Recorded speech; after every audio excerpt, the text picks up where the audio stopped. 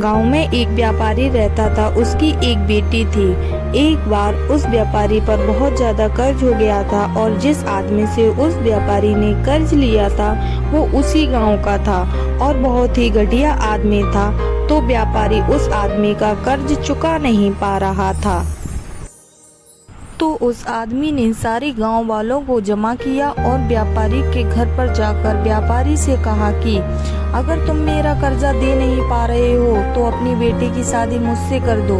यह सुनने के बाद भी वह व्यापारी चुप रहा क्योंकि वो मजबूर था।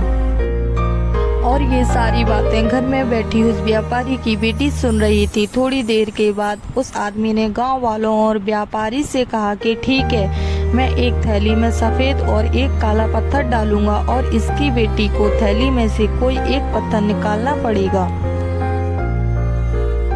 अगर सफेद पत्थर निकला तो मैं कर्ज भी माफ कर दूंगा और इसकी बेटी से शादी भी नहीं करूंगा, लेकिन अगर काला पत्थर निकला तो कर्जा तो मैं माफ कर दूंगा मगर इसको अपनी बेटी से मेरी शादी करानी पड़ेगी।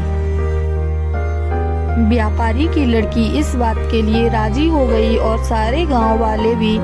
उस आदमी ने थैली के अंदर सबके सामने 2 पत्थर डाले, लेकिन बड़े ही चालाकी से उस आदमी ने दोनों ही पत्थर थैली में काले डाले थे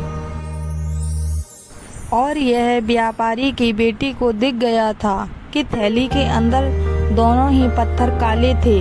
अब वह लड़की सोच में पड़ गई थी कि मैं जो भी पत्थर निकालूंगी वह काले ही पत्थर होंगे और अगर काला पत्थर निकला तो कर्जा माफ हो जाएगा, लेकिन मुझे उससे शादी करनी पड़ेगी। और अगर मैंने सारे गांव वालों को यह बता दी कि इस आदमी ने थैली में दोनों ही पत्थर काले डाले हैं तो कर्जा भी माफ नहीं होगा और यह आदमी आज नहीं तो कल मेरे बाबा से बदला जरूर लेगा।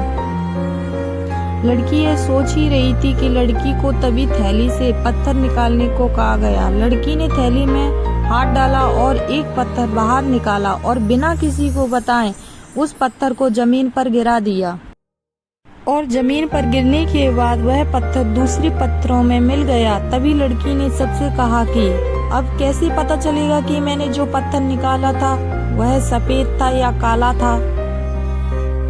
लड़की ने कहा थैली में जो दूसरा पत्थर है उसे देखो, अगर थैली में सफेद पत्थर है तो मैंने काला पत्थर निकाला था और अगर थैली में काला पत्थर है तो मैंने सफेद पत्थर निकाला था।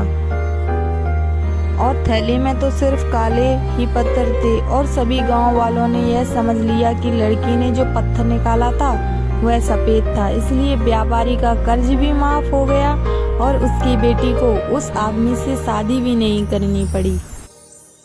जिंदगी में इंसान कई बार मजबूर हो जाता है और उसके सामने जो हालात होती हैं उसे उसी के हिसाब से चलना पड़ता है।